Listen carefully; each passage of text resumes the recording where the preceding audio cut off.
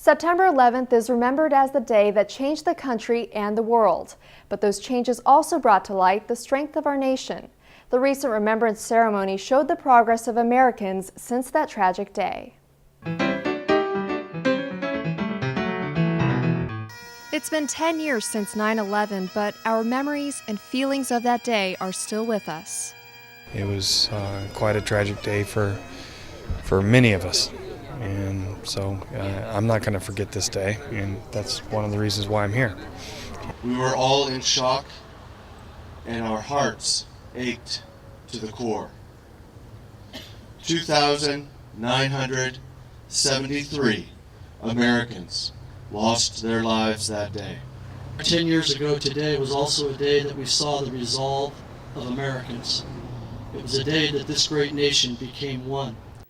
Americans of all backgrounds shared a moment of silence together to honor those we lost in that tragedy. God bless America. Freedom Park was created as a memorial to Chandler Chad Keller and Ruben Ornado, two Boeing employees who were passengers on American Airlines Flight 77. The park also pays tribute to Rex C. Kenyon, a U.S. Army pilot who lost his life serving in Iraq. It's for the people that lost their lives and gave to the country, and we're so fortunate to be living in this country.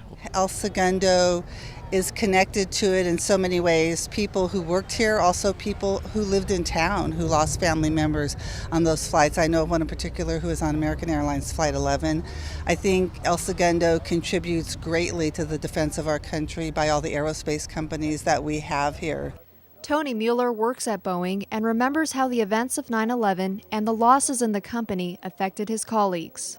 We just couldn't believe it. I don't know what else to say. We couldn't believe it, and it was surreal, very somber, and something that we'll never forget. Jim Jenkins, another Boeing employee, shares his memory of that week.